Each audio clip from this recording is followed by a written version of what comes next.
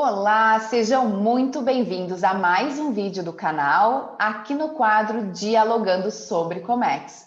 E hoje o papo vai ser muito especial, com uma pessoa muito especial e que é referência para todos nós que atuamos no comércio internacional, principalmente na exportação.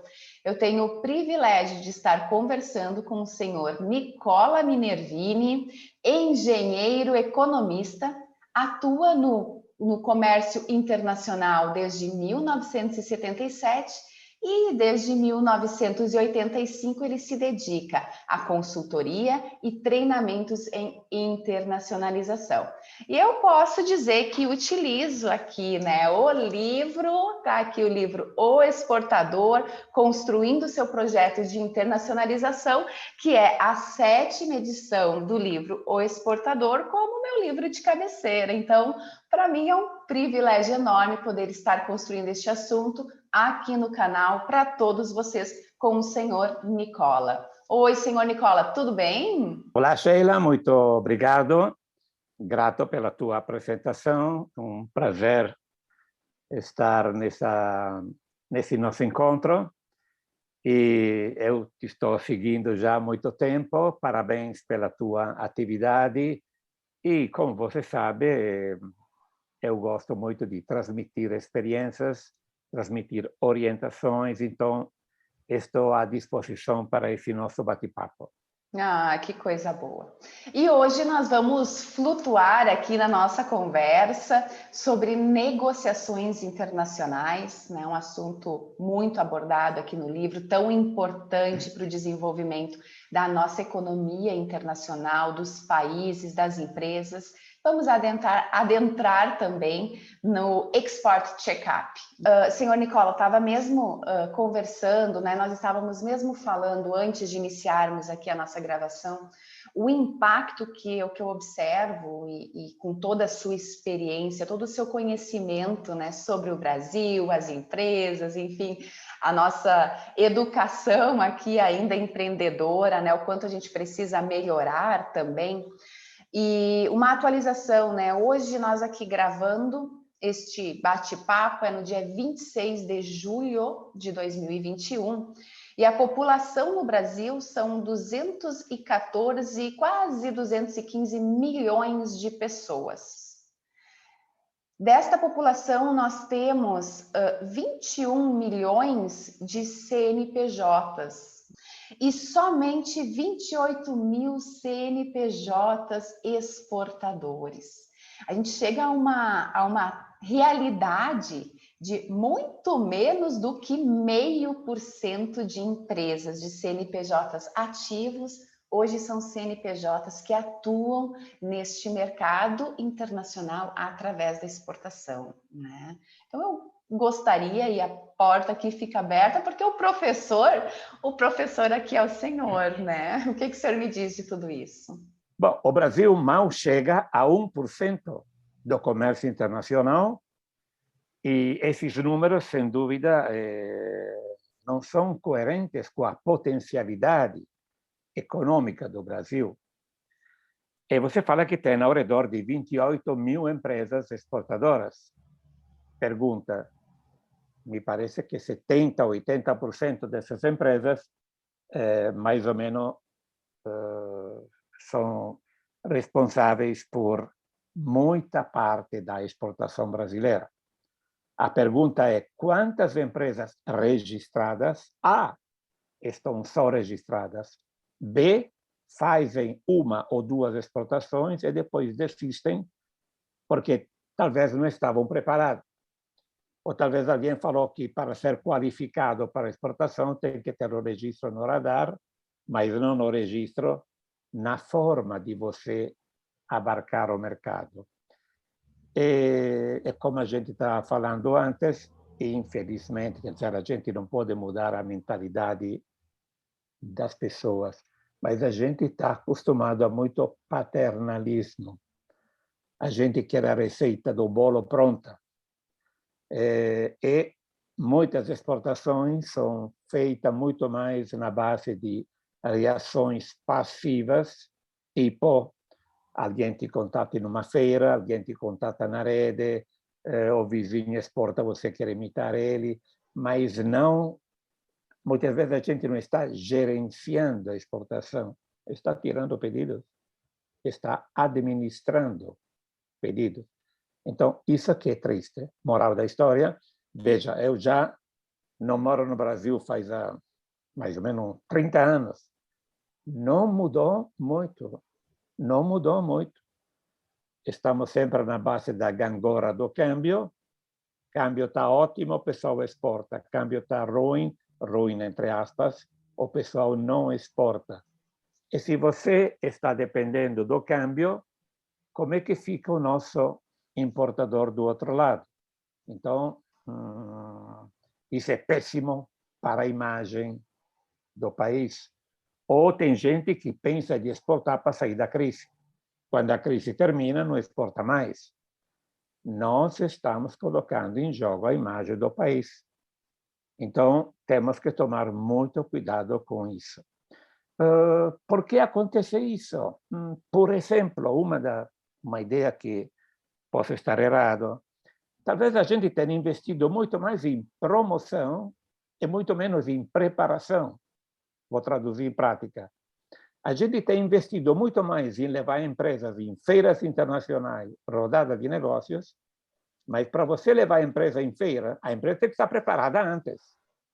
Então, que tal você fazer primeiro um treinamento para as empresas, dividir empresas em o canal da competitividade e o canal da exportação, e depois você vai pensando na promoção. Claro que, se você em um ano levou X empresas em uma feira internacional, talvez dá mais Ibope.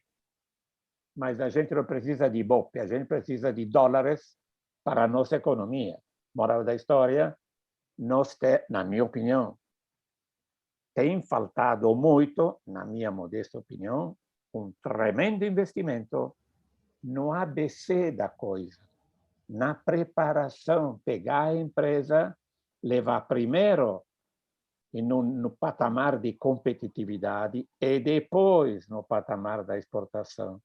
Não que você pegue uma empresa da esquina e leva diretamente na promoção A. B, não tem se exigido muito para que uma empresa esteja qualificada para exportar. Acontece com o importador lá fora. Ele quer fazer negócio com exportadores qualificados, mas não qualificados no radar, qualificados a nível de atitude, a nível de produto, a nível que você vai dar continuidade na coisa. Então, cara Sheila, veja, não tem mudado muito. Eu tenho, obviamente, são 30 anos que eu não moro no Brasil, mas, obviamente, eu tenho acompanhado, tenho vindo ao Brasil quase que todo ano, exceto os últimos 2 anos pela pandemia, etc. Mas, até que talvez as novas gerações não mudam atitude, a gente não vai longe. A gente está esperando que alguém nos compre. Claro que tem fantásticas exceções. Pergunta é quantas? Essa, na minha opinião, é a situação. E eu concordo plenamente, né? Eu tenho observado ao longo das minhas experiências e oportunidades também, e conversas, é justamente isso, assim, é uma falta de capacitação. Eu gosto de usar e gosto de falar sobre a questão do mindset, né? Esse mindset exportador.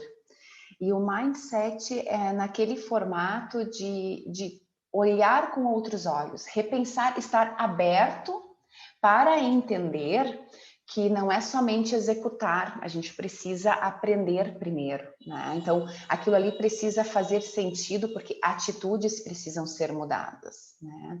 E assim como a empresa funciona, a área internacional exige, demanda das mesmas atitudes empreendedoras, né? Ser um empreendedor no mercado interno e ser também um empreendedor no mercado externo e olhar esta diferença.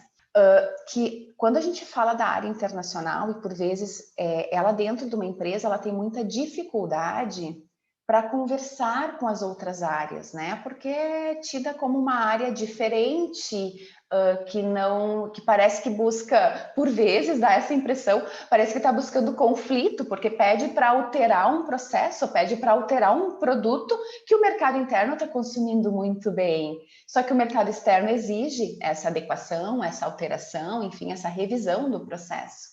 E, às vezes, a questão do diálogo interno com as outras áreas acaba tendo alguns conflitos, porque é visto que aquela área internacional, aquela área de exportação, ela quer mudar um processo, e ela não quer mudar o processo. É porque, para atuar naquele formato, o processo ele é diferente, né? Então, eu gosto de falar também da questão desse mindset exportador, porque quando a empresa, quando o empresário, quando os gestores, os líderes do negócio, entendem a área internacional como estratégica para o negócio, todo o mindset, a cultura, o pensamento, ele também muda, porque nós precisamos treinar essas pessoas e capacitar. Não adianta ter somente uma área internacional, nós precisamos ter a área financeira entendendo, porque interage com produção, né, com estoque, com compras no mercado interno, então se comunica com todo mundo. Então está muito vinculado à cultura da empresa, né, e não trabalhar somente uma oportunidade. Não é por coincidência, e eu passei por isso pessoalmente, não é por coincidência que eu digo que uma das maiores barreiras é a própria empresa.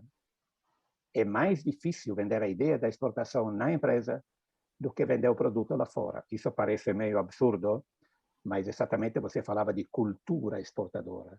Cultura exportadora é desde quando eu recebo um telefonema, não sei, da Alemanha, até quando estou despachando um produto. Então, é toda a empresa que se envolve no processo. Acontece que são décadas que muita gente pensa que a exportação é um assunto do departamento de exportação. Não.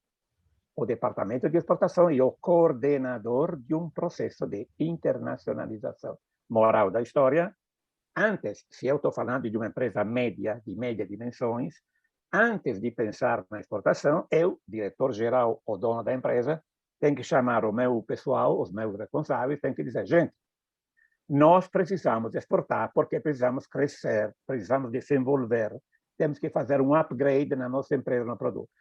Para fazer isso, você da área de compras vai mudar assim, assim, assim. Você da área de produção tem que fazer isso, isso, isso. Você da área, quer dizer, no início, o pessoal tem que estar conscientizado que na hora que você entra na exportação, está entrando em um time diferente. O gerente de exportação não é um turista de luxo pago pela empresa para viajar no exterior. O gerente de exportação tem que ser uma espécie de maestro de orquestra, coordenando as várias áreas da empresa. Isso é dificílimo, porque não havendo, digamos, a montante, a tal da cultura exportadora, abre e fecha parênteses, é nisso que a gente tem faltado muito, também a nível oficial. Gente, vamos numa feira em Moscou, vamos na feira em Dubai. Momento, tem que trabalhar muito na cabeça do pessoal, tem que trabalhar muito a nível de empresa, porque se você não tem uma cultura exportadora difundida em toda a empresa, ou vai errar mandar o produto, ou vai errar o prazo, vai errar o pagamento, ou o gerente financeiro vai brigar com ele, vai ter um monte de problemas. Eu, infelizmente, passei por isso. Um dos motivos que existe o livro O Exportador, como você pode notar, um dos primeiros checklists é como não exportar. Os erros mais comuns. Esses são um dos erros mais comuns. Pensar que basta ter um responsável de exportação que a gente resolve o problema. Não. A exportação você tem que ter, primeiro, não o produto exportável, tem que ter uma empresa exportável, que é diferente da empresa que vende São Paulo, Belo Horizonte, Porto Alegre e companhia. Depois que a empresa é exportável, isso poderá gerar um produto exportável. Terceiro ponto, tem que ter uma sincronia entre as várias áreas, senão a coisa não vai funcionar.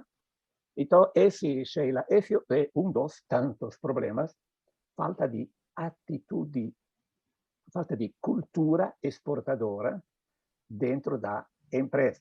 Normalmente se faz um monte de seminários, um monte de cursos, vai no seminário, não sei, o técnico da exportação, o tecnólogo, o analista de companhia. Tem que ir o dono da empresa, tem que ir o diretor da empresa. Claro, não falando das partes técnicas, mas tem que ter um nível de motivação à internacionalização. O pessoal tem que entender que internacionalização, A, estamos colocando em jogo a imagem do país. B, se você errar, lá fora o pessoal não vai dizer que foi o João ou foi a Sheila, vai dizer que o produto brasileiro não presta, ou importado do Brasil não dá. Olha que estrago que a gente pode fazer. E depois, obviamente, você tem que treinar técnica, finanças, compra, todo mundo tem que estar sincronizado, porque a exportação, necessariamente, vai exigir uma série de mudanças dentro da empresa. Eu sempre, o pessoal está cansado de me ouvir, sempre conto o meu caso pessoal, que eu fui contratado por uma grande empresa, líder do mercado interno, e pensou, eu sou líder aqui, vou ser líder lá fora. E a primeira coisa que fez, contratou Minervini. E eu fui infeliz em aceitar o convite. A empresa não tinha a mínima condição de se internacionalizar. Faltava capacidade exportadora. Estou falando de uma empresa líder do mercado interno. Isso o que nos ensina? Ensina que para exportar e para o mercado interno não tem uma receita. Para cada mercado tem uma receita diferente. Aquilo que vale para o mercado interno pode não valer absolutamente para o mercado externo, e para o mercado externo, o que vale para a Argentina pode não valer para o Equador, para os Estados Unidos, para a Finlândia e companhia. Esses são os temas que é uma vida que eu estou falando disso, mas é, digamos, difícil por aquele imediatismo. Não, mas eu não quero saber disso. Eu quero nome, sobrenome, endereço, que manda o produto. Nem, como você falou, o diagnóstico inicial. Mas por que perder tempo com isso? Aqui está o produto, aqui está o Google. Importadores da Alemanha, vamos mandar um e-mail, pronto. Não é assim, não é assim. Então, esse aqui é a nossa briga e a nossa frustração, muitas vezes, nossa de consultores e de formadores, para transmitir esses conceitos. Exatamente, é uma briga, né? É uma discussão constante, porque é tão difícil observar, e algo que eu tenho percebido, a empresa ela já atua, ela está, por vezes, muito bem, está com uma atuação positiva, ela está indo muito bem na caminhada dela dentro do mercado interno, e daí quando olha para o mercado externo, e vem uma pessoa de fora e diz, olha, é importante primeiro entender se a empresa está apta, ela tem condições, ou melhor, né? Porque não é buscar os pontos negativos de forma alguma, é olhar, ter uma visão holística do todo e identificar, nossa, aqui vocês já estão muito bem preparados. Aqui é preciso rever este processo.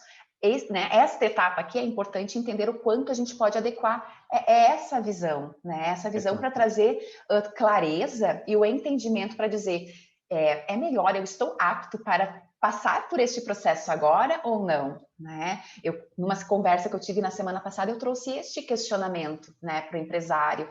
Eu disse, o principal ponto é uma discussão constante, porque é tão difícil observar, e algo que eu tenho percebido, a empresa ela já atua, ela está, por vezes, muito bem, está com uma atuação positiva, ela está indo muito bem na caminhada dela dentro do mercado interno, e daí quando olha para o mercado externo e vem uma pessoa de fora e diz, olha, é importante primeiro entender se a empresa está apta, ela tem condições, ou melhor, né? Porque não é buscar os pontos negativos de forma alguma, é olhar, ter uma visão holística do todo e identificar, nossa, aqui vocês já estão muito bem preparados. Aqui é preciso rever este processo. Esta etapa aqui é importante entender o quanto a gente pode adequar essa visão, né? Essa visão para trazer clareza e o entendimento para dizer é melhor, eu estou apto para passar por este processo agora ou não? O principal ponto positivo de nós olharmos a situação da empresa é identificar tudo que tem de positivo, vamos manter, tudo que nós precisamos melhorar, adequar, nós precisamos ter isso de uma forma clara para perceber se conseguimos adequar agora ou precisamos de um tempo para nos adequar depois. E é esta compreensão, né, tão importante, porque talvez o momento não seja agora correr para entrar para o mercado externo, e sim calma, né? Respira, vamos nos preparar e quando entrar, vamos entrar com uma solidez melhor, com conhecimento melhor, porque é muito recurso financeiro investido neste processo, é muito tempo, e o tempo é o nosso ativo mais precioso. Então, como Claro. nós vamos otimizar este nosso tempo para sermos mais assertivos no momento de entrar? E é entender, e o Brasil, nesse quesito, né? Imagina, o país é muito grande, nós já temos diferenças enormes entre o nosso sul, norte, nordeste, sudeste. O nosso país já traz uma percepção de o quanto nós precisamos nos adaptar de uma região para outra. Então, se um próprio país já tem tantas variáveis como essa, né, e a cultura é uma variável que nós precisamos respeitar muito, né? Como que nós não vamos ter isso de um país para o outro, né? Então, por exemplo, Exato. a empresa vai estar exportando para a Itália, é uma realidade, o povo tem uma cultura. Talvez para exportar este mesmo produto para a Alemanha, né, não precise tantas adequações quanto antes precisou para adequar para a Itália, mas precisa ter pelo menos este entendimento que é outro público, é outra realidade, é outra cultura, são outras demandas também, né? E a exportação, eu gosto e eu procuro sempre trazer muito isso, né? Nós estamos aqui, as empresas existem, os produtos existem, para atender o cliente final. Então, o nosso objetivo é sempre aquele cliente. Mas qual é a dor dele? Vamos entrar mais sólidos, com um embasamento melhor, para tratar aquela dor. E talvez no outro a dor é diferente, então vamos tratar lá. Outro conceito também que eu procuro sempre transmitir, bom, dois conceitos importantes. Dificilmente alguém te pergunta, eu estou pronto para exportar? Normalmente o pessoal te diz, eu tenho um produto, me encontra um cliente, ponto. Ele nem falou de produto, adaptação, ele me encontra o cliente, ponto. Uma outra pergunta, que normalmente é a sucessiva, quanto vai demorar para eu receber pedido? Quanto vai demorar para eu exportar? E eu costumo dizer, olha, nem com a bola de cristal para te dizer quanto vai demorar. Uma coisa te asseguro, vai demorar muito menos se você estiver preparado antes. Porque se você estiver preparado antes, você vai fazer menos erros, vai superar barreiras que você vai conhecer com antecipação, vai reduzir custos. Então, digamos, esses são conceitos importantes, mas sempre com aquele bendito problema do imediatismo. Vamos ver se dá certo, quer dizer, não, vamos assim no nosso feeling, na nossa criatividade. Criatividade ótima, eu não conheço o povo mais criativo do brasileiro. Imagina se a gente colocasse a nossa criatividade com um pouco de disciplina suíça ou anglo-saxão. Ninguém ganharia da gente. Claro, eu não pretendo absolutamente mudar, digamos assim, a mentalidade de ninguém. Mas, veja, um outro exemplo que eu digo. O Brasil, que é um país extremamente criativo, no ranking dos países que têm as patentes registradas no OMPI, Organização Mundial de Propriedade Intelectual, está lá embaixo. Estranho, um país criativo, quer dizer, criativo, o pessoal inventa coisas fantásticas. O problema é que somos criativos, mas não somos muito disciplinados. A gente não consegue industrializar a nossa criatividade. Então, aí, traduzido em português, com a exportação, nós somos criativos. Nós temos produtos fantásticos, mas o produto em si não é um dos temas. primeiro tem que ser um produto com vocação internacional, tem que pensar em uma embalagem decente, tem que pensar como você contatar o cliente. Você falava de cultura. 70% dos negócios, dizem os especialistas, não se realizam por falta de conhecimento de diferenças culturais. Não precisa ir longe, você acaba de dizer que alguém que mora em Porto Alegre, alguém que mora na Paraíba ou mora em Manaus, nós somos diferentes. Imagina, a Itália é 32 vezes menor que o Brasil como tamanho. 32 vezes. E mesmo na Itália, que somos ao redor de 60 milhões, a gente é diferente. Por quê? É por questões históricas. Imagina quando você vai lá fora, no Japão, na Alemanha, na Itália e companhia. Então, voltando, culturas de negociação, cultura exportadora, ter, digamos, não pensa quanto vai demorar, pensa, a primeira pergunta que você tem que fazer para alguém, pergunta, quanto você quer investir na exportação? Essa é uma pergunta fatal. Por que fatal? Porque tem muita gente que pensa que, bom, eu quero exportar, amanhã ou depois de amanhã estou recebendo os pedidos, então está entrando dinheiro. Momento.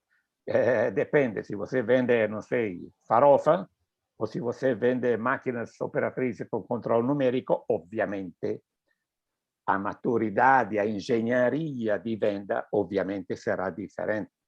Então, por isso que eu insisto, vai demorar muito menos, vai investir muito menos, vai perder muito menos tempo, vai errar muito menos, se você demorar um pouquinho mais antes de sair.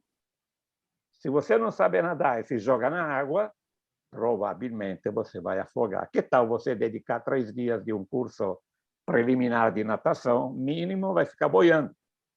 Traduzindo em português, se você tiver o mínimo, não digo o ABC, mas o mínimo de requisitos, e aí entra mais o nosso assunto de consultores.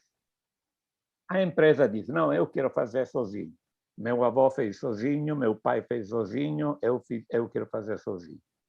Você entra dizendo, eu posso te dar uma mão, eu posso te ajudar a você errar menos. Aí considera você um consultor como um intermediário, como alguém para pagar uma comissão.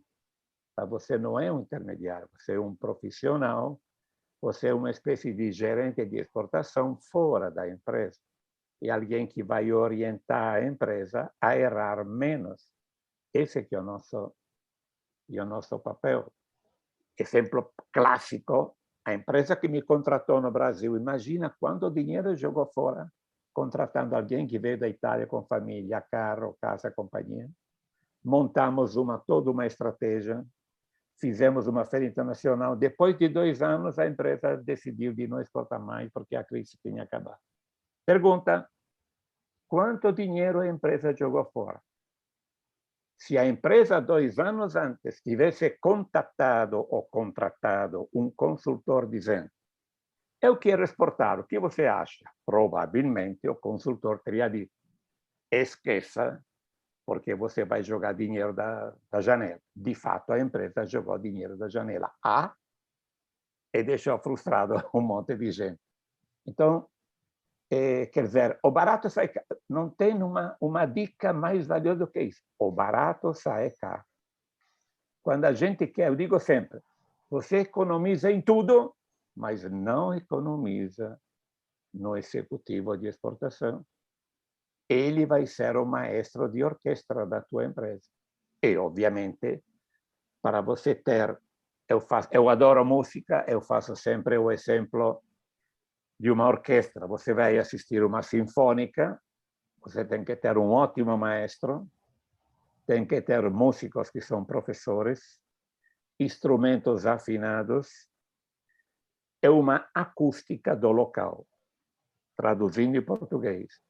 O maestro é o gerente de exportação. Os músicos são os colegas, compra, finança, administração, almoxerifado, expedição, etc. Os instrumentos são as ferramentas que você utiliza todo dia, Syscomex, Radar, papelada, pagamento, contrato e companhia. E a acústica é a empresa. A empresa como um todo tem que estar sincronizada porque quando você está exportando, não é que exporta a Sheila ou Nicola Minervini, exporta a empresa, e a cara da empresa que está lá fora. Aí que está o tal da acústica, quer dizer, a sincronização da empresa. Então, cara, Sheila, estão faltando muitas coisas nessa área. Pelo menos me provoca um grande incômodo quando eu ouço assim: exportar é difícil, porque exportar é ruim, exportar é burocrático, exportar precisa de muito investimento. E tem algumas verdades, né? Eu vejo que exportar realmente não é para todas as empresas, mas não porque as empresas não possam, é porque as empresas não estão preparadas para fazer a exportação, né? Exportar é caro se o planejamento não for bem realizado, bem conduzido e cada passo ser dado conforme a empresa pode dar, e essa é uma percepção muito importante, né? O caminhar é livre para todos, alguns podem dar um passo mais largo, outros um passinho mais curto, mas que se mantenha caminhando. Então, quando a empresa ela tem essa percepção do seu próprio diagnóstico, não quer dizer que ela não possa atuar no mercado externo, mas talvez o ritmo vai ter que ser outro. O mercado que ela inicia, por uma questão de investimento, ela começa por um outro mercado, onde já tem alguma familiaridade ou entende que é mais acessível, né? E investe sim, e o custo de ter bons profissionais e profissionais especialistas, esse é o mínimo que a empresa ela vai precisar absorver. Porque começar com uma equipe, não, eu quero investir pouco na minha equipe que vai atuar, que vai desenvolver este projeto, este processo comigo, eu vejo que ali nós temos um erro muitas vezes fatal para o negócio. Entender que qualquer profissional pode estar fazendo. Não, o profissional ele precisa ter expertise, precisa ter capacidade, precisa ter conhecimento e buscar sempre conhecimento. Esse é outro dinamismo que eu vejo tão grande, tão importante nesta área, porque nós estamos sempre mudando. Os países estão desenvolvendo, os países estão mudando, nós temos eleições, então sempre que tem qualquer movimento num país, mudam muitas as situações, as necessidades, as exigências. Nós podemos olhar para o nosso aqui para o Brasil, né? O Brasil, por vezes, o país ele precisa proteger mais um segmento, então ele se fecha um pouquinho mais para proteger, então ele inibe que alguns outros países exportam para cá por um determinado momento, e essa dinâmica ela ocorre com todos os países. Então, nós demandamos estar sempre buscando informações, nos atualizando sobre aqueles mercados, né? Consiga compreender e entender e acompanhar todo esse dinamismo. Então, o quanto isso também é comum para poder favorecer e respeitar e manter o melhor possível das negociações, entendendo essa diferença de mercado. É interessante que na área de comércio internacional se estudam tantas daquelas matérias, disciplinas, eu acho que se dá muita pouca importância à cultura de negociações. Você não vende um produto, você vende você. Alguém vai comprar, primeiro você tem que mostrar confiança. Imagina, praticamente nem falar do Oriente, Extremo Oriente. Imagina no Japão, por exemplo. O pessoal está comprando você, está comprando no sentido que você primeiro tem que inspirar confiança. E para você inspirar confiança, você tem que estar sintonizado com o teu parceiro. Se você faz alguma gafe, se você leva um montão de tempo para, se você for em um país anglo-saxão, e você não vai direto ao assunto, o pessoal vai perder a vontade de fazer negócio contigo. Então, são alguns, não, você que tem o livro, no livro você viu que tem um capítulo inteiro, uma viagem pelo mundo, o que não fazer no Japão, o que não fazer na China, o que fazer nos Estados Unidos, o que fazer na Alemanha, etc., etc. Importantíssimo. Então, repito, basta um minuto, uma gafe, para arruinar um projeto que durou anos. Se você vende bens de capital, demora anos para você vender todo. Imagina uma instalação de uma central termoelétrica, por exemplo. Na hora de assinar o contrato, pronto, houve uma gafe, uma coisa que entrou em conflito com a cultura do teu parceiro, pronto, acabou, terminou. Tem um livro famosíssimo chamado Do's and Taboos, foi o primeiro livro que eu li sobre esse assunto, onde te conta um monte de assuntos sobre esse tema. Então, necessariamente, cultura de negociações é um tema extremamente importante. E, obviamente, ter uma boa ideia de como levar uma negociação. A gente negocia todo dia. Nós mesmos negociamos, sei lá, com os filhos, com a esposa, com de onde a gente compra, quem vende. A gente está sempre negociando. Obviamente, negociando um contrato de caráter internacional, você tem que conhecer o mercado, a cultura, o teu interlocutor, o que ele espera de você. Em alguns povos, em algumas áreas, o pessoal te pergunta sempre a mesma coisa para você ver se você está coerente. Você primeiro falou A, depois falou B, aí ele já fica desconfiado que você não está sendo honesto ou transparente com ele. Moral, de acordo com não é por coincidência que as grandes empresas se permitem o luxo. Eu tive essa sorte na empresa que eu trabalhei na Itália. Estou falando de um colosso. Imagina, eram 34 funcionários só no departamento de exportação. Uma empresa.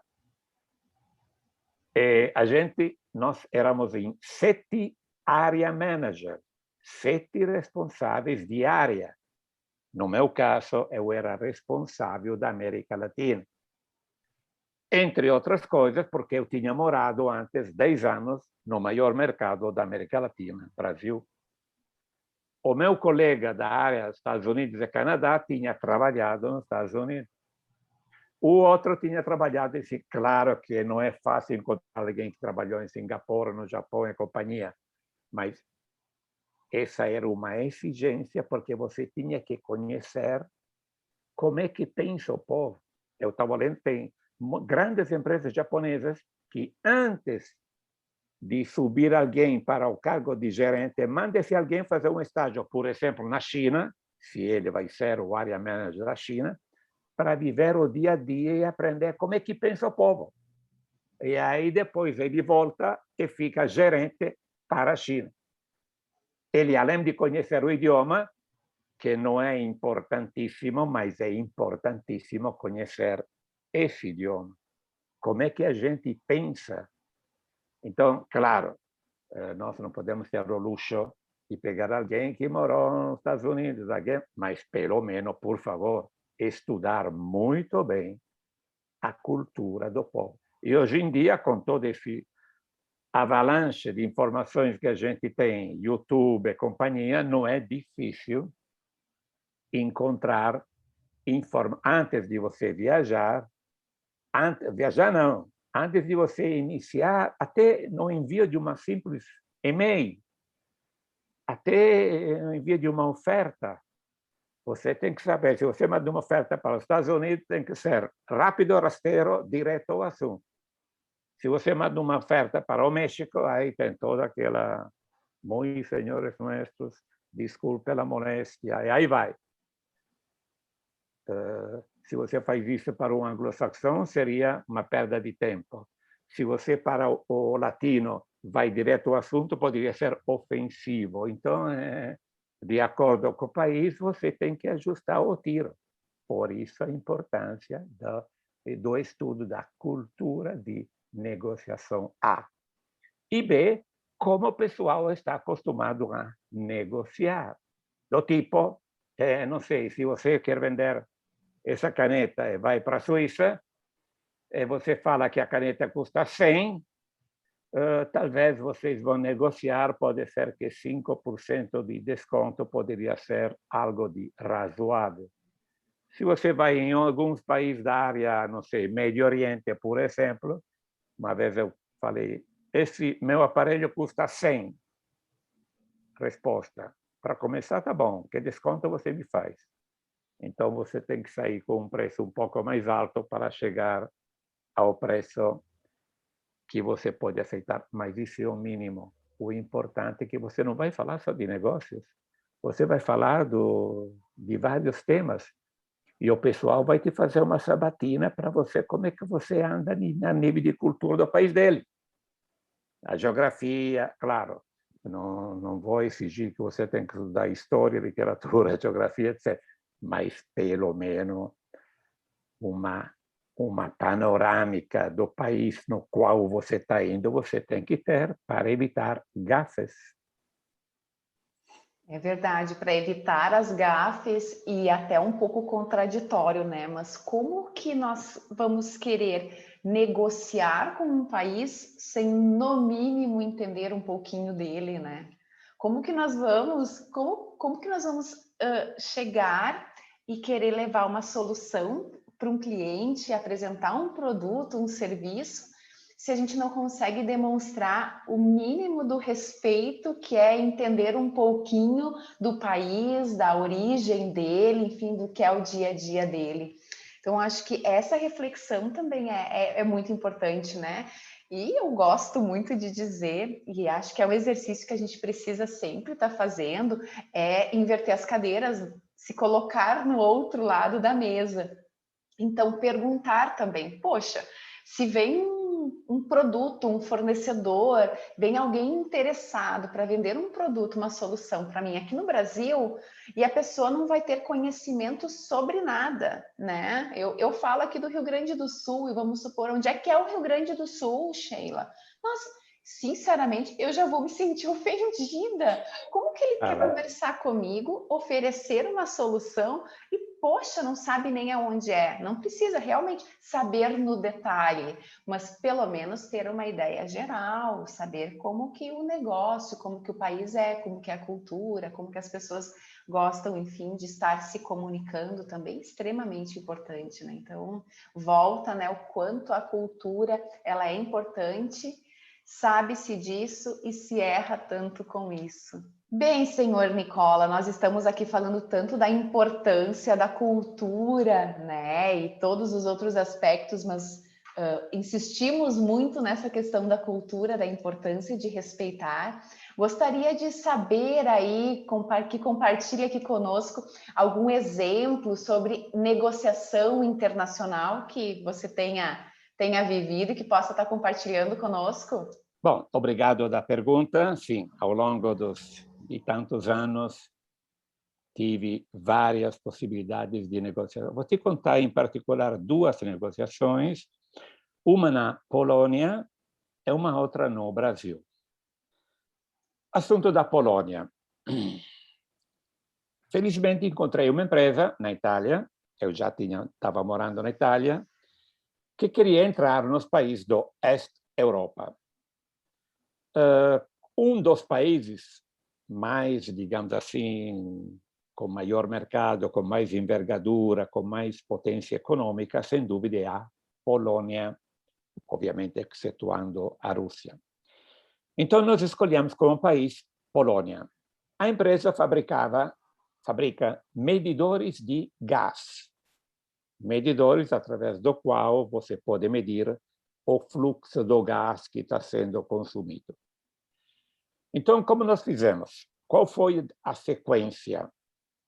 Bom, primeiro, obviamente, nós contatamos a Câmara de Comércio Itália-Polônia, perguntando quais são os fabricantes poloneses de medidores de gás? B, quais são as normas de homologação para que a gente possa entrar com o nosso medidor de gás? Quais são os custos de importação, apesar que a Polônia faz parte do mercado comum europeu, etc., mas tem sempre algum custo de importação?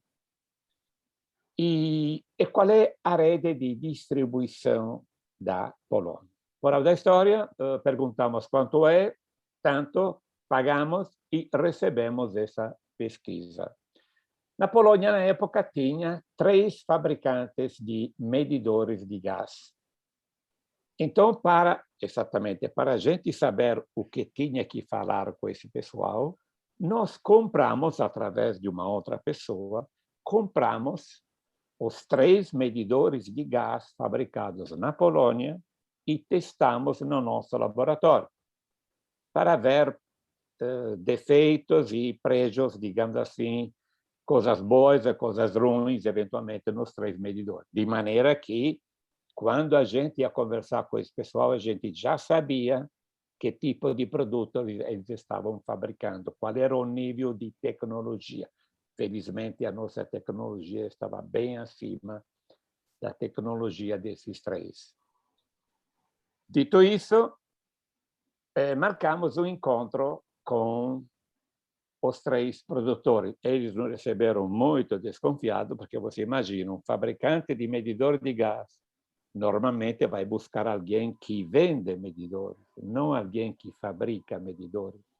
Mas a nossa ideia era encontrar um fabricante com o qual fazer uma joint venture, uma aliança estratégica, para que depois ele, da Polônia, fabricasse o nosso produto sob licença, vendesse no mercado da Polônia e vendesse também em República Tcheca, Eslováquia, Romênia e companhia.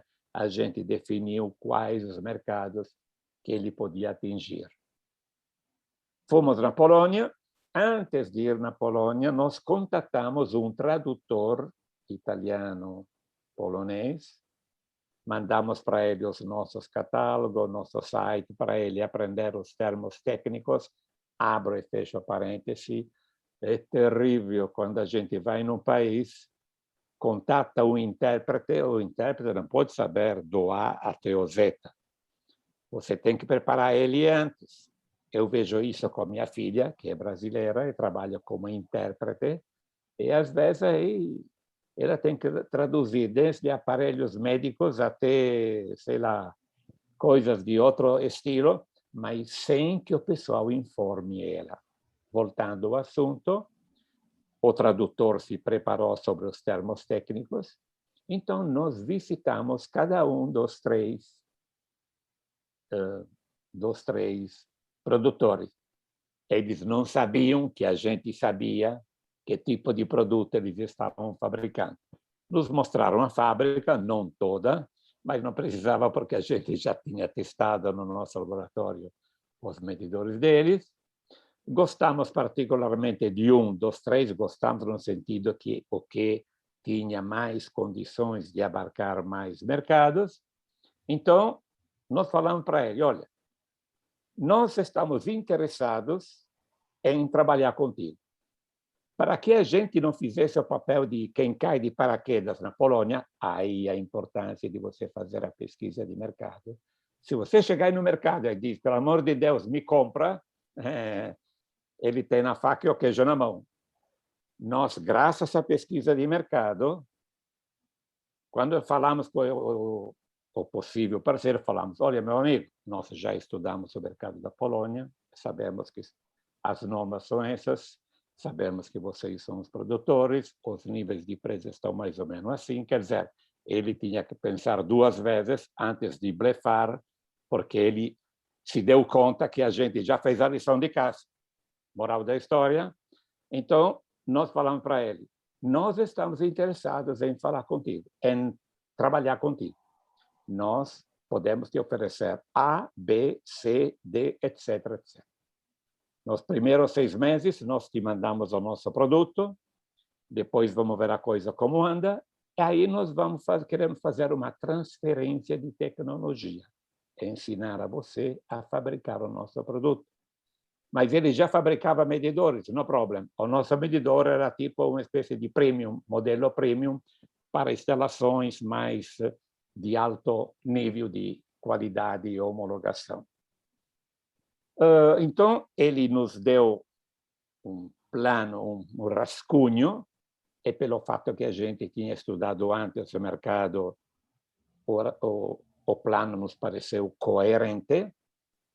Pedimos ajuda de um advogado polonês que conhecia a legislação italiana, polonesa e internacional, e fizemos um gentleman agreement com esse senhor.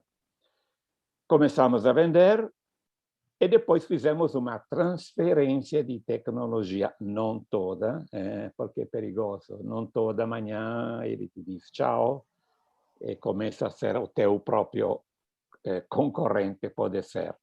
Então, moral, foi feita essa negociação de transferir tecnologia, obviamente ele nos pagava royalties sobre as vendas, determinamos quais os mercados que ele podia atingir. Nesse caso, a gente tinha muito mais poder de fogo do que ele. Sempre numa negociação depende do poder contratual das duas partes. Se você é uma pequena empresa e quer vender a Walmart, nem falar, ou a Carrefour, ou a Pão de Açúcar, nem falar. Por isso a importância, quando nem sempre você vai vender para uma empresa muito maior do que você, a menos que aí entramos em um outro tema, para mim, muito querido, o tema das redes de empresas, mas isso é um outro assunto. Então, terminando, pesquisa de mercado via uma instituição, mas quanto custa? Custou muito menos se a gente tirava para adivinhar, se cair de paraquedas na Polônia. Quando a gente fala, não, mas eu não quero gastar nada. Vai gastar muito menos se você estiver informado. Pesquisa de mercado, 3 candidatos, pedimos para os 3 um plano de ação, gostamos mais de um, fizemos um gentleman agreement assessorado por um advogado. Não, por favor, não peguem contratos de livro, de internet, etc. Isso é um outro tema que mereceria dias, fecha parênteses. Contrato tem que ser feito por gente que estudou para isso. Tem que ser feito por advogado, especializado em contratualística internacional. Então, gentleman agreement, depois fizemos um contrato, sempre com a ajuda do advogado, de transferência de tecnologia. Nós verificamos quais eram os produtos que nós íamos fornecer para eles e quais os os componentes que ele ia fabricar na Polônia. E aí a coisa começamos a vender e ele, então, da Polônia, vendia no mercado interno e vendia nos mercados vizinhos. Eu, periodicamente, cada 6 meses, fazia uma viagem para esses países para verificar como é que estava indo o assunto. Então, esse foi um exemplo de Polônia, medidores de gás. Exemplo de Brasil, como você sabe, o Brasil é um mestre em frear as importações em alguns períodos. O Brasil, eu diria que ensinou ao mundo como proteger o mercado interno. Você é muito jovem, mas eu sou da época quando exportar para o Brasil. Agora já tem que ser um artista para exportar para o Brasil, mas antes tinha que ser muito mais que artista. Moral da história, houve um aumento das tarifas de importação para o nosso produto. Nosso produto eram disjuntores de alta tensão de 34 kV, uma coisa assim que serve para centrais hidroelétricas, se você imagina Itaipu, São Francisco, etc., etc. Não dava mais para exportar da Itália devido às altas taxas de importação. E tinha um pseudo-fabricante local que fazia a coisa mais ou menos, e, obviamente, ele não tinha todo esse custo de importação. Moral da história, o nosso parceiro, que tinha uma fábrica, ele fazia componentes, fazia produtos a montante ou a jusante do nosso produto, nós decidimos de fabricar no Brasil o nosso produto. Então, o que nós fizemos? Eu contatei um expert na indústria elétrica. Você sabe que no Brasil tem associações, a BINE, a BIMAC, a BIA e companhia. Alguém que tinha trabalhado uma vida, um senhor de 65 anos, tinha trabalhado uma vida na área elétrica. Então, contatei esse senhor para nos fazer uma pesquisa de mercado sobre disjuntores do nosso tipo. Quem eram os fabricantes, quais eram os níveis de preços, qual era a estrutura de custo de importação, qual era a exigência da homologação, como é que se comprava através de licitações, etc., etc.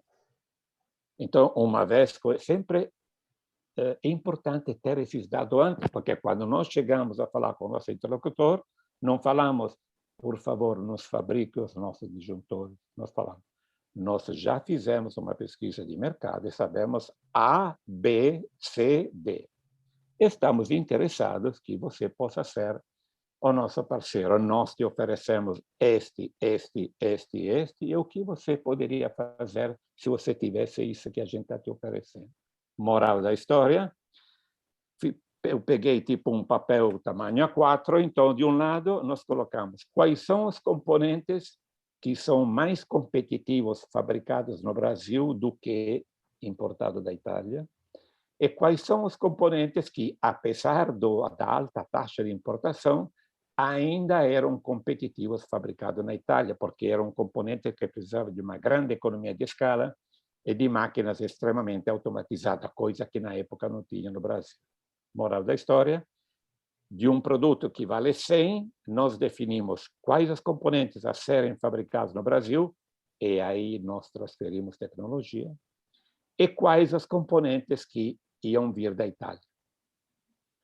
Contrato, e aí então a coisa começou. Uma das cláusulas do contrato, e cada 4 meses, eles nos enviavam um produto na Itália para a gente testar, para ver a continuidade na qualidade. Uma vez cada ano, cada 6 meses, ia o nosso diretor técnico para verificar como é que é a coisa. E nós não colocamos uma cláusula importante no contrato, território. Então, por que essa cláusula? Depois de 2 anos que esse pessoal fabricava o produto sob licença, eu participei de uma licitação internacional no Uruguai, país limítrofe com o Brasil, e, você sabe, licitação internacional, no dia tal, na hora tal, se abre os envelopes, etc., e ao redor de uma mesa eu me encontrei com o nosso parceiro brasileiro. O nosso parceiro brasileiro também apresentou uma proposta de interruptores fabricados sob nossa licença. Obviamente ele ganhou, porque exportar um disjuntor do Brasil, de São Paulo até Montevideo, logística, companhia, Alade, companhia, custava muito menos. Obviamente, depois da licitação, eu, como se diz, puxei a orelha do nosso amigo, falei, mas como? Você não pode. Ah, mas eu não sabia, porque no contrato não tinha território para o qual é válida a licença de fabricação. Nós tínhamos que ter colocado território, 2 pontos, Brasil, ponto. Então, praticamente, a gente criou um concorrente em casa. Claro, por que isso? Porque a gente vendia diretamente da Itália para o Uruguai, a um nível de preço diferente. No Uruguai não tinha toda aquela estrutura de custos maquiavélica que tinha no Brasil, então a gente ganhava um bom dinheiro exportando da Itália para o Uruguai. O nosso amigo brasileiro, quando fabricou o produto, começou a entrar no mercado do Uruguai. E não pode, porque está me fazendo concorrência a mim. Uma outra vez aprende a colocar território, 2 pontos, Brasil.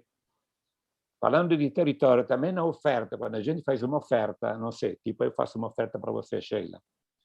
Faço uma oferta de um pallet de canetas. Então, a oferta eu faço, sei lá, Rua dos Italianos 112, São Leopoldo, Rio Grande do Sul, Brasil. Obviamente, essa caneta será dirigida para Sheila Bonne a São Leopoldo.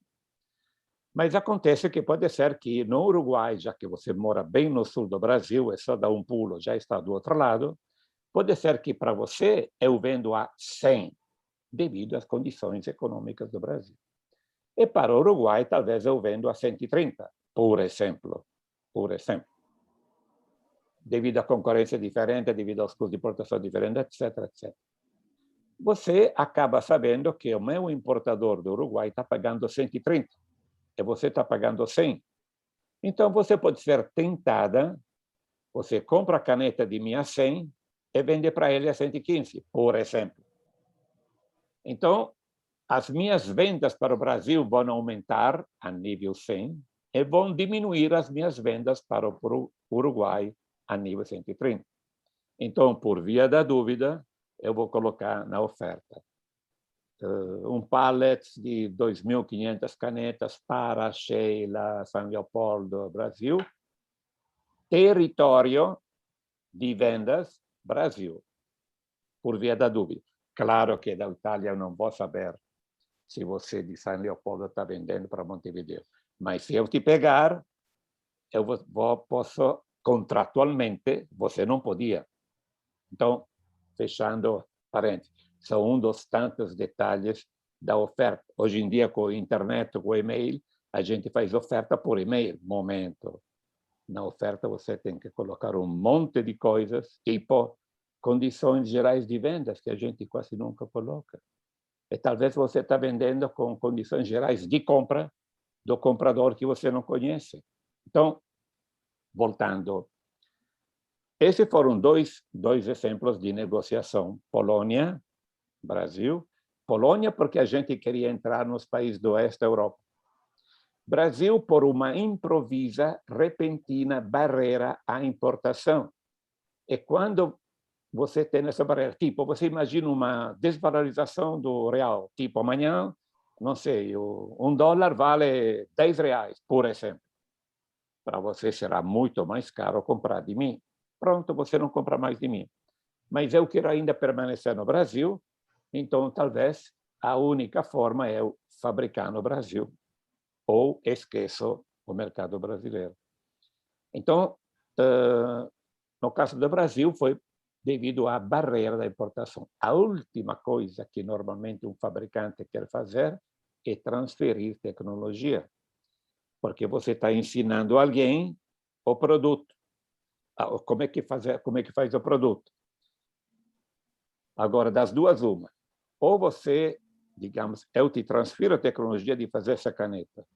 Você, no lugar de me pagar royalties, tipo 10% sobre cada caneta que você vende com licença by Nicola Minervini from Italy, eu vou te pedir, tipo, ações de uma joint venture. A gente vai fazer uma joint venture e eu vou ser acionista da empresa. Nesse caso, então, você tem que me mostrar exatamente o que você está fazendo. Então, eu vou ser teu sócio, e você, como pagamento, me dá ações da empresa, ou eu estou pensando em fazer uma caneta super moderna com 25 cores, estou chutando, quer dizer, estou pensando em um outro produto, na caneta modelo A1. A matrizes dessa caneta eu vou jogar fora. No lugar de jogar fora, eu vendo para você.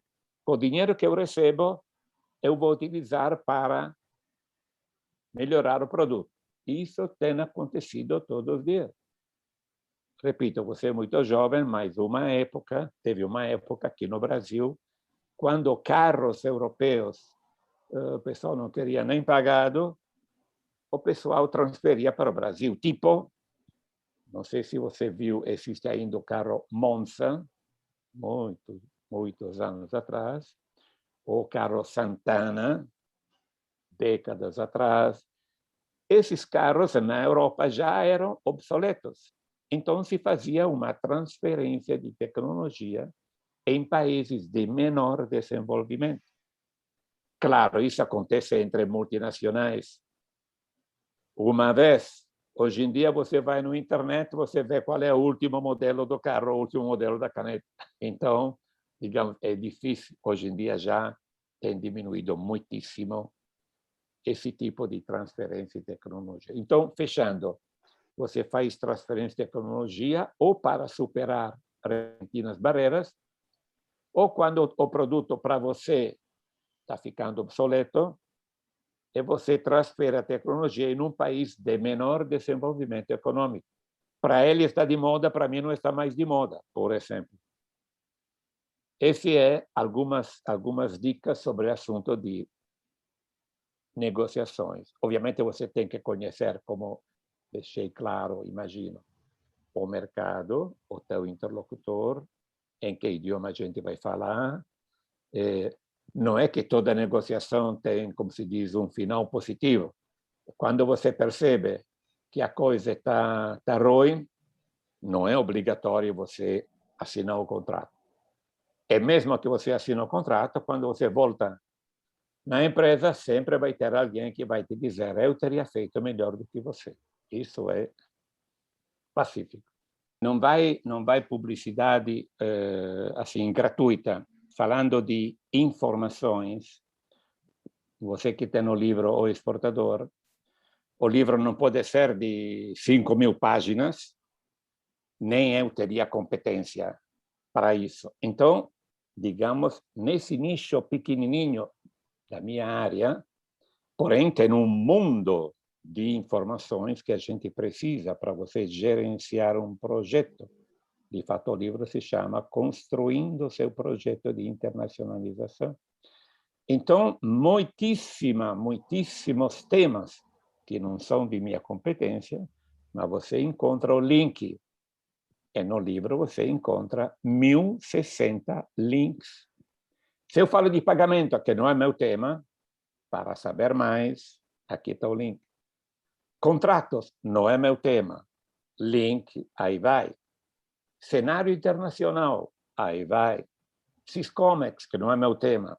Link, etc, etc. Quer dizer, o nosso tema, o nosso trabalho é procurar orientar o empresário a entrar no canal certo, a dar os passos certos, a gastar menos tempo, a errar menos, a ter menos custos e dando para ele a possibilidade de ele se informar mais. Então, essa que é a nossa atividade. Sem dúvida, é um mundo muito fascinante, mas é um mundo que muda todo dia. Então, não podemos ter uma mente ciclópica. Porém, nós temos que dizer para o pessoal: eu não sei isso, mas vou te dizer quem pode saber isso. Vou te dizer onde você pode encontrar isso. Esse que é o nosso trabalho. Exato, é o know-how, né? Não tem como saber tudo, mas tem coisas que a gente sabe, tem coisas que a gente, se não tem o domínio, a gente indica, sugere, Claro. né, as pessoas para contatar. Gosto também de dizer isso. Eu não sei tudo, mas me traz a demanda, aquilo que eu conseguir eu faço, senão eu prometo que eu encontro alguém que faça. Mas eu vou te ajudar. Pode trazer o problema que a gente vai conseguir. A gente vai conseguir caminhar com ele, resolver ele da melhor forma possível. Mas, senhor Nicola, sei aí de um curso que está saindo agora, de um ponto muito importante que o senhor sempre gosta de trazer, que é o Export Checkup, né? Os pontos que nós precisamos avaliar para fazer a exportação. Eu gostaria de te convidar, por favor, para comentar um pouquinho sobre eles. Exato, eu te agradeço a pergunta, vou procurar ser o mais rapidíssimo possível. Por favor, não tomem isso como uma publicidade gratuita, é mais uma. A gente está falando de informação. Está falando de como orientar a empresa para que reduzca tempo, riscos, erro e melhore a rentabilidade. Rapidissimamente, veja, eu estou nisso há uns 40, 45 anos, no tema de internacionalização. E um dos tantos problemas que você, como consultora, também encontra, quando você entra numa empresa, se você faz um diagnóstico, vai direto, como se diz, entra de sola, o pessoal se assusta um pouquinho. E então a gente procura, de uma forma muito soft, conversando com o empresário, só que para você não perder o fio da meada, então exatamente no Export Checkup você tem o fio que você vai seguindo em várias áreas da empresa, você procura, junto com o empresário, identificar houve alguma falha, sempre tem falha, mas o empresário não vai te dizer que ele teve falha. E você não vai dizer, nossa, mas que desastre. Ele vai ficar chateado. Mas, de uma forma muito soft, que tal isso, que tal aquilo? E você está reduzindo o custo para o teu importador. Quer dizer, você vai colocando toda uma série de temas que, normalmente, pela nossa experiência, probabilmente ele não está fazendo. Talvez não fez uma feira direito, talvez não registrou a marca, talvez o website não está direito, talvez N coisas. Moral da história, a avaliação da competitividade, que eu chamei Export Checkup, quer dizer, fazer um chequeio, fazer uma avaliação, por quanto você anda, então, para que serve isso? Eu quero melhorar na exportação. Para você melhorar, tem que saber por quanto anda. Se você está em 5, passar para 10. Se você está em 10, passar para 20. Tudo aquilo que você quer melhorar, necessariamente tem que ser medido. Então, o Export Checkup serve para medir serve para orientar, dando dicas concretas. Eu te sugiro de fazer assim, assim, assim, assim.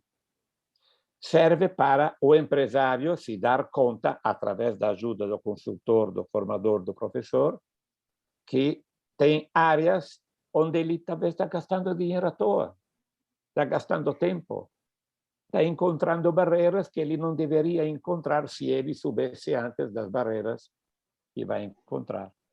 Então, honestamente, não é tanto um curso, é uma experiência de vida. É uma transmissão, é uma transferência de tecnologia que a gente acumulou ao longo de 45 anos. E, modestamente, eu acho que, devido a que eu também faço o mesmo trabalho, para nós consultores é uma ferramenta extremamente importante, porque nos facilita o trabalho junto com as empresas, junto com outros colegas que estão em áreas complementares. Então, serve para medir, serve para nós consultores, poder, se a gente está oferecendo o produto A, o diagnóstico A, poderemos oferecer um diagnóstico A1 ou B1, dependendo do tamanho da empresa. Você amanhã pode ter uma empresa que tem 100 funcionários, então você vai aplicar um determinado tipo de check-up. Amanhã pode ter uma empresa de 20 funcionários, mas que tem um produto fantástico. Obviamente, você vai fazer outro tipo de pergunta. Então, nesse Export Checkup, a gente insistiu nesse tema da atitude.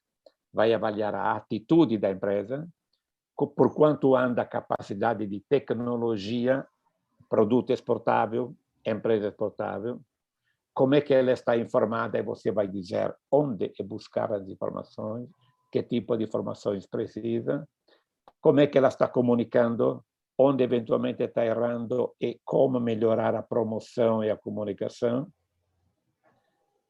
em que mercados, como entrar, com que parceiro, como selecionar o parceiro, engenharia de preço. Esse é um tema que também demandaria um dia. Não formação de preço, mas engenharia de preço. E departamento de exportação. Quer dizer, a gente avalia a grandes rasgos, a 360 graus, sobre a gestão da internacionalização da empresa. Não é de minha competência, eu não entro na parte, vamos chamar, na burocrática administrativa, documentos, procedimentos, tem gente muito bom nisso. Mas, além disso, a gente tem que ter uma boa ideia de gestão. Como? Então, respondendo à tua pergunta, para que serve esse produto? Serve para consultores, formadores, professores, para dar um upgrade mínimo para se confrontar, do tipo, eu até agora fiz sempre assim. Pode ser que tem 100 perguntas, 100 perguntas. Pode ser que em uma das perguntas, puxa vida, mas eu não tinha pensado nessa pergunta para fazer para o meu cliente. Então, para consultores, formadores, professores, serve como uma ferramenta mais para a gente ter mais produtos, mais serviços para oferecer, serviços, repito, das duas uma. Ou você vai melhorando a gama de serviços que você está oferecendo, ou simplesmente você vai se confrontar com alguém que são 45 anos que está nessa coisa. Então, ele diz, bom, não estou tão mal assim. Porém, talvez, a pergunta número 55, número 82 e número 24, eu não tinha pensado, por exemplo. E do outro lado, obviamente, para alguém que trabalha na área de exportação, não sei, um gerente, um analista, ou mesmo um executivo de exportação, serve porque a gente não pode saber tudo, a gente não nasce aprendido. Vai dando a cabeçada até aprender, porque dar cabeçada você já tem coisas, gente que já deu cabeçada. Então, você vai aprendendo. E serve, obviamente, também para todo mundo que presta assistência às empresas. Sebrae, Centro Internacional de Negócios, Apex, Associação Comercial, Câmara de Comércio Bilaterais, Empresas Júnior. Todos nós temos como clientes, temos empresas. Então, cabe a nós dar um serviço o mais completo possível. Então, tem perguntas, comentários para cada pergunta, vídeo para cada sessão. E agora vamos incluir 3 seminários ao vivo no curso completo. É muito mais que mentoria, são seminários. Você chegou na terceira sessão, pá, vai o seminário, chegou na quinta, vai mais um, chegou no final, vai mais um. Então, é um misto de experiência de 45 anos, é uma transmissão de experiências, é uma forma mnemônica, metódica, prática de você abordar a internacionalização da empresa. Imagino que, digamos assim, seja um produto modestamente único, que eu saiba, não há no mercado um produto como esse. É isso, Sheila. Ah, excelente. Obrigada pelas informações, né? E é importante a gente... E o objetivo do canal, o objetivo da nossa conversa, o objetivo é justamente esse, né, seu Nicola? É levar informações, né? Levar informações, é deixar o nosso legado, é compartilhar situações que a gente já experimentou, que a gente já viveu, para poder auxiliar algumas pessoas em algum momento de dúvida, né? Para poder auxiliar eles a tomar as melhores decisões, né? Eu costumo dizer que se eu conseguir levar alguma informação, ajudar alguém uma vez, ajudar uma pessoa, nossa, já valeu a pena. Então, já fico muito, muito feliz com isso. Eu deixo aqui o meu agradecimento pela generosidade, né, pela sua generosidade, do tempo, da conversa, né, da disposição de poder ter este bate-papo aqui. Eu vou mostrar de novo aqui, né, o livro que está sempre comigo. Obrigada por compartilhar tanto com todos nós e fazer essa diferença neste assunto e no mercado brasileiro, para tantos estudantes, para tantos profissionais da área de comércio exterior. Então, realmente, o senhor tem a minha total admiração e o meu total respeito. Deixo aqui um minutinho, se quiser fazer alguma despedida para o pessoal, fazer mais algum comentário. Por favor, o tempo é todo seu. Não, Sheila, te agradeço muito. Eu me sinto sempre muito à vontade para... Eu sempre considero, quando eu faço assim uma live, um webinar, converso com vocês, para mim é como se eu estivesse voltando virtualmente para o Brasil, país que me deu muitíssimo. Não esquecemos que eu passei 25 anos fundamentais da minha vida no Brasil, morando no Brasil, e conheço o Brasil desde 1968, quer dizer, uma vida. Então, eu parabenizo pelo trabalho que você está fazendo e muito, muito grato por essa oportunidade. Um grande abraço para quem nos acompanha e um abraço para você. Obrigada, muito obrigada. Pessoal, a todos que estiveram conosco até aqui, o meu muito obrigada, um abraço do tamanho do mundo e até o próximo vídeo. Tchau!